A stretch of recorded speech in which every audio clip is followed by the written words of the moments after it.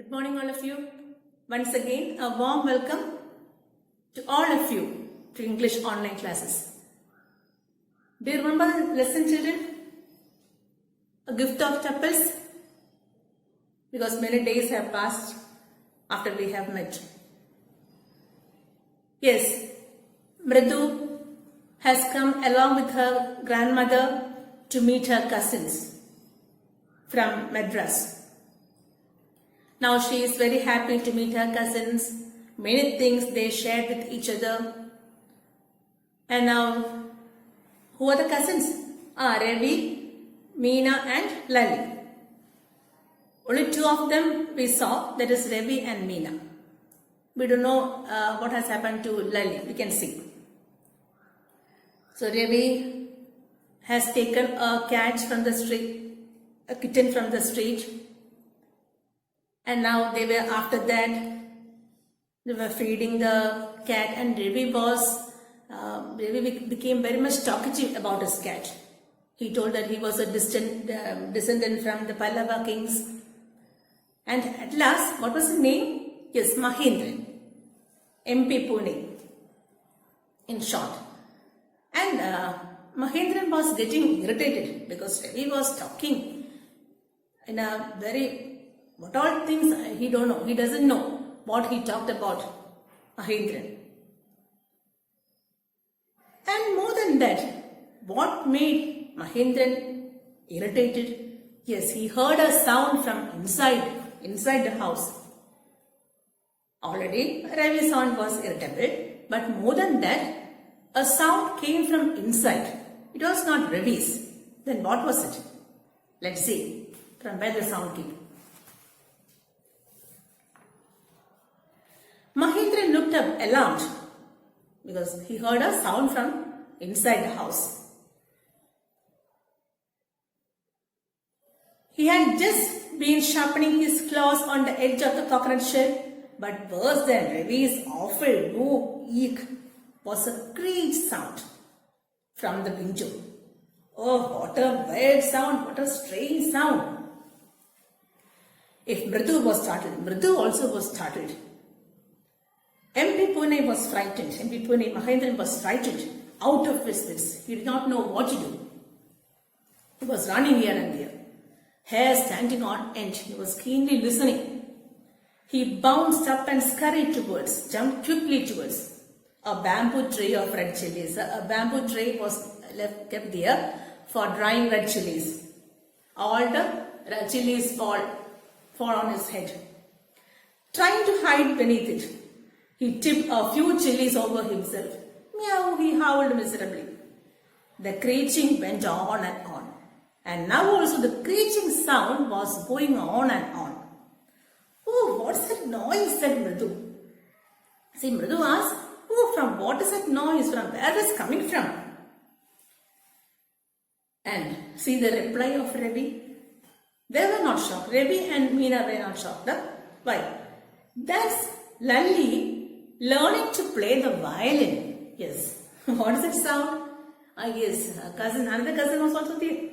Lali was trying to play the violin. Was learning to play the violin, grunted Ravi. She will never learn a thing. She is not at all going to learn a thing. Because she is not having talent for it. The music master, what about the music master? He is very good at music. The music master just goes on playing like a train, whizzing on and on in the proper track. While, what about Lali, the student? Lali is all the time derailing. She is always going off the track. Mridu crept up to the window. So Mridu wanted to see what was going on there. Out of her curiosity, she crept up to the window, and what did she see? See the sight. Lali was sitting a little distance away, awkwardly holding her violin. She doesn't even know how to hold the violin properly, poor girl. And bowstring, her elbows jutting out, protruding out, and her eyes glazed with concentration, with much difficulty. She was sitting there. Poor girl, she was listening to everything with much concentration. but she could not play it. In front of her, most of his back to the window, was the bony figure of the music master. So music master was sitting, he was a bony figure, was sitting near to the window. He had a mostly bald head. He had a mostly bald head without no hair, with a fringe of oiled black hair falling like a border. He had a fringe of oiled black hair falling around his ears and an old-fashioned tuft. A gold chain gleamed around his leathery neck. His leathery, very thin. And a diamond ring glittered on his hand as it glided up and down. So all these things Mridu saw in a glance. A large foot stuck out from beneath his gold-bordered veshti edge. He was wearing a gold-bordered veshti. And now a large foot. Foot here is very important because I'll tell you what it is. A large foot stuck out from beneath. We could see his foot. A large foot from beneath his gold-bordered veshti edge. And he was beating time on the floor. He was doing like this, according to the music. Beating time on, not according to Lali's music, to his own music. Beating time on the floor with a scrawny big toe. With his scrawny big toe. Where did we listen to this children?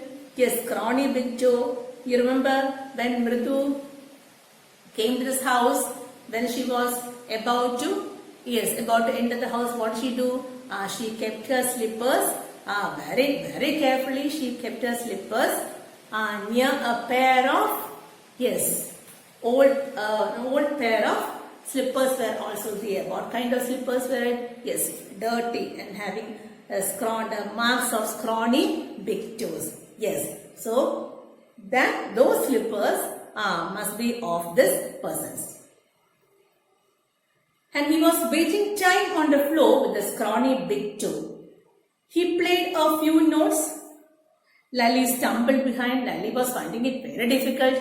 So she stumbled behind him on her violin, which looked quite helpless and unhappy in her hands. The violin was very unhappy in Lali's hands.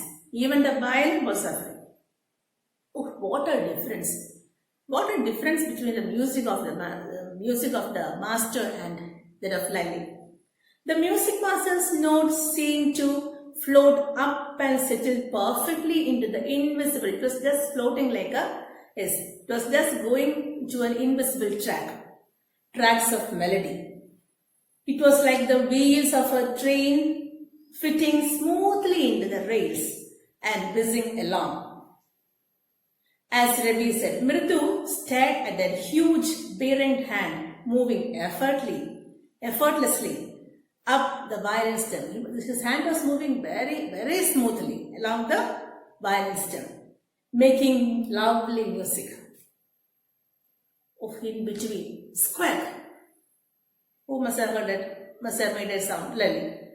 Squawk. There was Lali derailing again. So in between, a sound came. Amma. Whose sound is that? Amma. Came a wail from the gate, a cry from the gate. Amma, oh Ravi, send that beggar away. So you can now imagine who it would be. Who will call like this? Amma. Yes, it was a beggar. So without seeing the person, Ravi's mother told, Ravi, send the beggar away, because she knows him very nicely, because for the last few days he was a usual visitor in the house. Ravi, send the beggar away, cried his mother from the back veranda without seeing that person. While she was chatting with Tapi. She was chatting with Tapi because they were meeting after a long time. He has been coming here every day for the past week. So every day he was coming here. He was a usual visitor here. And it's time he found another house. Now he must found out another house to beg from. Party explained to Tabi. And it's time he found another house. Now he must find out another house for begging. Party explained to Tabi. Mridu and Meena followed Ravi out to send the beggar away. By this time, the beggar was already there in the garden, making himself quite at home. So he was feeling very comfortable here. He had spread his upper cloth under the neem tree. There was a neem tree there. And now he had spread to take rest. He had spread his upper cloth and was leaning against its trunk, apparently prepared to take a little snooze. So what he was preparing for? To take a short sleep, to take some rest. While he waited for the arms to appear. So by this time, he knew very well that he would be getting arms. But what happened now? Go away! The beggar was shocked because for the last, he was a usual visitor to the house for the last few days, and he was given a warm welcome there. And now what has happened? Now someone has asked him to go away. Go away, said Ravi sternly. My party says it's time you found another house to beg from. Now it's time for you to beg from another house. You must find out another house to beg from. The beggar opened his eyes very wide and gazed at each of the children. Now he was gazing like this. Who are you? One by one. The ladies of this house? Where are the ladies of this house?